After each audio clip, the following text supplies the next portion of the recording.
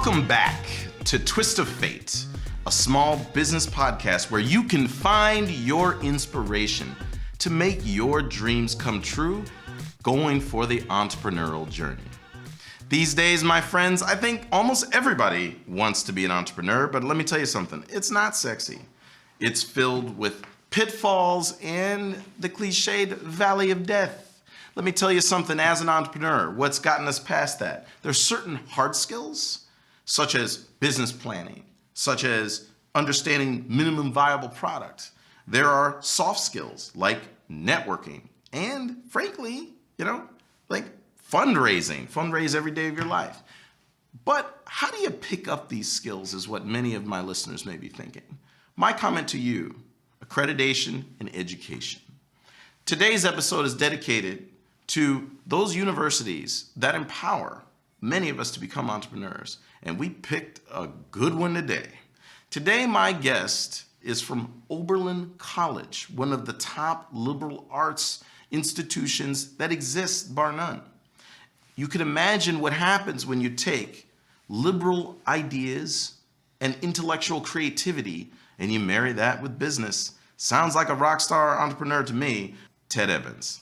Welcome to Twist of Fate. Thank you. Appreciate it. Now, you are a business guy, which, I'm really a fan of, the weathered experience, like the old gun shooter. Like, I feel like that's you, Right, you've seen things. Yes. So for you to lead an entrepreneurship program, that's a very exciting proposition. So why don't you tell me a little bit more about the entrepreneurship program and some of your goals that you're starting to bring to the program. That's good. Yeah. So yes, in a nutshell, I was brought on to really build this program. Clearly, there were some things in place that were working very well, but we want to build entrepreneurship into something that is self-sustaining, self-funding, ultimately, providing opportunities. And I also, this is probably a point in time where I want to say that we view entrepreneurship as not as someone wanting to start a company necessarily. Entrepreneurship skills are life skills. And they are skills that everyone needs to have in their toolbox so they can be successful. Things like adaptability, things like perseverance, problem solving, which I'm bringing into my classroom we'll talk about later. All of those attributes that one assigns to an entrepreneur are things that we recognize that all of our students need to have to find success wherever it is. Oberlin College is known for having a student body that is socially aware and socially active. And so many of our students say, you know what, I want to go start a nonprofit. I want to go work at a nonprofit. I want to change the world, or I want to go into finance. I want to go into business. The point is, these entrepreneurship skills that we're trying to teach the students fit in all of those buckets. And you can maximize what you can bring to the table by utilizing the skills we're hoping to teach, right? So we have a variety of programs in place, and I'm working on bringing some more. We have a social entrepreneur in residence. And within his group, he has entrepreneurship fellows, right? And those folks work on social issues and research and development, for example, with Lorain County, Community County Bank, right?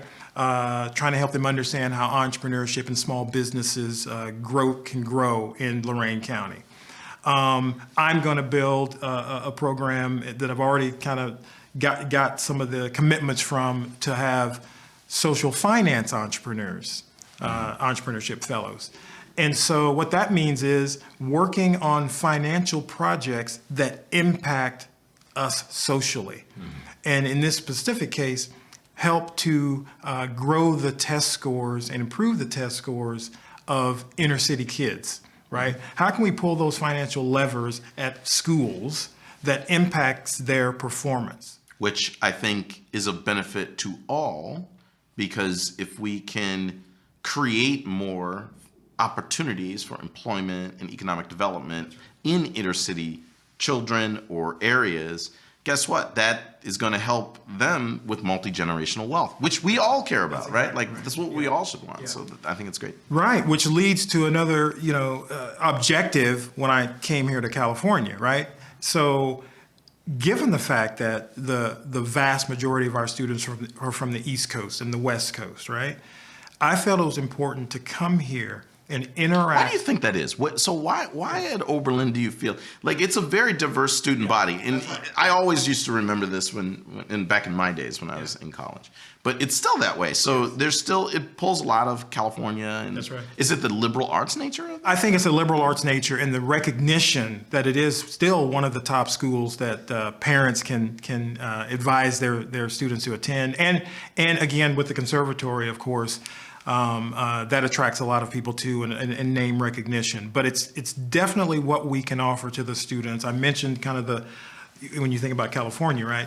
I mentioned the social awareness, sure. Sustainability, all the conservation, right? All those types of things our students are very well aware of and try to get very involved in. Sounds like a breath of fresh air. I mean, I know you when you were traveling the world, making a lot of money, right? For right. a lot of big, powerful institutions like Accenture, right. Other big. Yeah. But this is like a really cool new thing. If you don't mind me asking, so I know in addition to this leading the program, you're also now teaching, right? That's right. Teaching and educating is one of the most fulfilling parts for me professionally of my post-corporate career. Is now I'm getting the opportunity to, lead a podcast and, to lead webinars. So how about for yourself? Like now you're teaching, what type of curriculum you're teaching and what's the students that get to benefit from? Yeah, great question. So teaching a course called Real World Applications of Entrepreneurship. And so when you talk about Oberlin College, we have this motto, right? Explore, experience, launch. And experiential learning is huge at Oberlin College. We take that very seriously. Mm-hmm. And with every bit of programming that we do, we're thinking about how can we get students actively involved in something that reaches this goal, right? Mm-hmm. Explore, experience, launch.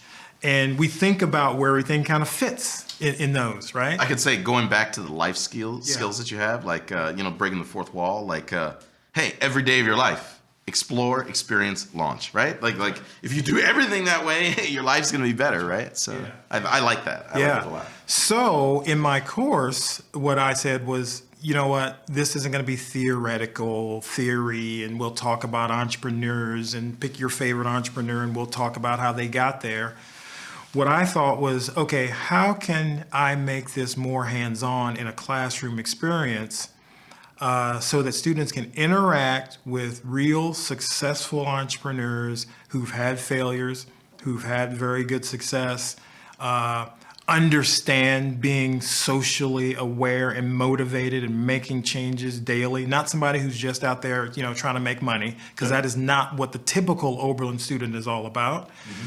So that's how I designed the course. I think most entrepreneurs that I run into, they are trying to make the world a better place, right? Like it's kind of like, I guess my comment is that entrepreneurism, it's not a job, it's a culture and a way of life. It's a way of being. Mm-hmm. And, I think it's great that you embraced bringing experiential learning to a classroom, because I think that is maybe some of the disconnects that certain traditional programs will have for students that want to be entrepreneurs, right? Like, I mean, you got to learn from somebody that's done it before, for sure. Yeah. And so how is this different? One of the things I said, and I asked the students in my first class, I said, how many of you have had anyone talk to you in a formal way about how to approach and solve a problem? And no one raised their hand, right? So I said, okay, we're going to talk about issue trees. And we're going to break down problems. What's an issue tree? So an issue tree is very simple. I'll give you the basics, right? An issue tree basically is you have identified a problem. We now have a problem. And I'll give you the one that the students kind of said, this is the one that bugs us the most. It was inefficiencies with food service on campus, right? And they all kind of went, yeah. So I said, okay, let's write that on the board. Inefficiencies with food service on campus. Now, and so you have that central problem. I mean, that's close to the student's heart, That's close to their heart, right? And they all have an opinion on it. Food is like a big thing. Yeah. And so we start with that central problem, and then we kind of branch off. right, into branches, all right? Think of the issue tree. And so we have branches. So you have the central problem, and so I challenge the class to say, okay, so you have the central problem, give me some solutions. But the one thing I tell them is they need to be mutually exclusive, right? And also collectively exhaustive, right? So, Misi. That's the nuanced part. That's the hard part. Yeah, right. So we walk through, and so that somebody will say, so to solve inefficiencies, maybe we have more options for food, right? Or maybe we have food delivery, right? And then we break those down and continue to branch off until you maybe get to a branch where you go, for example, well, it's going to be too expensive. You know, the school's not going to have 10 different places we can get food. So then you've reached the end of that branch, right? Sure. And you go, okay, not an option. And then you move to your other options. So we're doing that with a variety of things, which preps them for when we get to the point where we start solving our entrepreneur's problem. And now they know how to approach it. And they're loving it because they're able to now see and understand that's how you literally can write down a problem and approach it. And what I said to them was, I said, you can use this if you say, I'm hungry and I don't have any money. That's your problem. 100%. Yeah. So that's great that you mentioned. So, to my listeners, you mean that this skill of the issue tree mapping and analysis, you're already teaching in the class. Apply that in your life. That's right. Apply it to your credit cards. Apply it to your new job. Apply it to your social problem. Yeah, absolutely. Yeah. So I love that. Now, this is not your first opportunity in higher education. You've kind of worked in a couple different universities. So maybe we could talk a little bit about that. Yeah, so I came to Oberlin from Case Western Reserve University. I was at the graduate business school called Weatherhead School of Management. And there Which we're both alums for. Fist bump on that, right? Fist bump on that. Yeah, I held a variety of director roles there. I was director of admissions and corporate relations and recruitment, and I was the director of the Master of Finance program. So I had a variety of different hats at Case. There's a really interesting program that you started called TED Listens. And one of my teammates actually had viewed some of this. So could we tell the listeners a little bit about TED Listens? Yeah, TED Listens came because I was, going to a variety of campuses, really just helping students. So someone approached me at Case Western and said, I have an idea. Why don't we call this thing TED Listens? And we'll market it and we'll promote it. And so they did. Billboards around the city and things like that. But what is a TED Listen session? So for those that don't know, what happens? The purpose of this was really for us to sit together as a group. You're going to be mixing and mingling with students you don't know, and they don't have nurses, dentists. Somebody who wants to be an eye banker. All these folks sitting at the same table learning and learning from each other. Then they ask me questions. How do I get to where I want to go? Can you help me? And then ultimately, I'll have one-on-ones with those students who go, I want to talk to you more deeply about this thing. So I meet with people 3 or 4 times for an hour. And I would do this on many, many campuses. It's like a hackathon for business logic. That's right. That's how I interpret it, which I think is really neat and cool. Because getting that feedback, and I think a feedback loop is very healthy for entrepreneurism. That's right. Because if you're creating, value for someone, you got to get that voice of customer. You got to get that feedback. And what a lot of people don't know is even to start the journey, they're going to need feedback from someone like yourself that's had lots of experience and seen lots of things. So that's really cool. Now, another thing I wanted to talk to you today about, this is something that I think if many individuals aren't ready to take the dive into being an entrepreneur, another pathway to add value to startups and other entrepreneurs is to become a board of director member. Now, to those listening, a board of directors can be a very powerful force of change in an organization. And that can be good or bad, right? Board of director members are recruited in many cases to advise the chairman, the CEO, in terms of providing access to resources, networking, guidance, counsel on things. And sometimes that relationship, it can be completely symbiotic and healthy, and other times it could be challenging because the will of the board may be different than the will of the organization. So I'm curious on your experience. You've been a board director of some really great things in Cleveland. So let's talk a little about that. Yeah, so when I first got to Cleveland, I said right away, I want to be part of the community and figure out how I can do it in the right way. Because I felt, when I was in Atlanta, I was learning my way, right, in business. And when I got to Chicago, same thing, right? But when I came to Cleveland, I said, okay, now it's time, right, to step up. And so I literally said, what are some things I'm interested in that I feel I need to give back to? And so initially it was Leukemia and Lymphoma Society. So when I showed up in Cleveland, I literally picked up the phone and called the executive director and said, I think I can help, right? And so, for those, so the Lymphoma Society, it still exists. Still exists. What's their mission? Like, what's their cause? What are they trying to do? Honestly, their mission is to find cures for blood cancer. I mean, that's it. To find the cures for blood cancer, and they do a heck of a job. And some of the they do their own research, or they fundraise, or yep, they fundraise. They work with scientists, and some of the things they've helped to fundraise for have actually cured other cancers, and found a number of different applications outside of blood cancers. And so, again, I got on that board. And then I'm now currently on the Great Lakes Science Center board. Oh, wow. STEM, focus. Beautiful building, by the way. Beautiful building, great people. Again, a great focus on the mission. What's the mission of the Great Lakes? Again, bring science and technology to adults and kids, in my opinion, around the world. But of course, we're focused on Ohio and Northeast Ohio. But I've been on that board. I'm biased. There's nothing wrong with that. Yeah, right. Yeah. I've been on that board for a while. And then also the Cleveland Metro Park Zoo board. Okay. Which I'm very proud of because that's about sustainability and conservation. I didn't know until I became a part of that board the work that we do in Rwanda and the genetics with gorillas. Sure. And the variety of things that most folks don't understand that we're trying to educate the population on. A lot of very good things come out of the Cleveland Zoo. And I would encourage people to look into that. And all three of these organizations you mentioned, the Great Lakes Science Center, the Lymphoma Society, and the Metro Parks, all of them accept donations, right? All of them accept donations, correct, yes. Yeah, that's great. So, Twist of Fate listeners, if you want to help out with those missions, definitely check out these great nonprofit organizations. Yeah. And likewise, at Oberlin College, we are building this entrepreneurship. And we are looking for folks that are interested in investing in our entrepreneurs.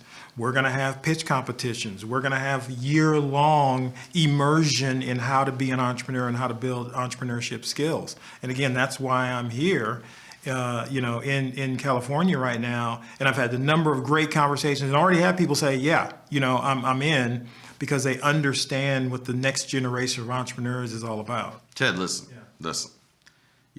If you're successful on this trip, if there's any doubt, let me tell you, you've got at least the army of one of me.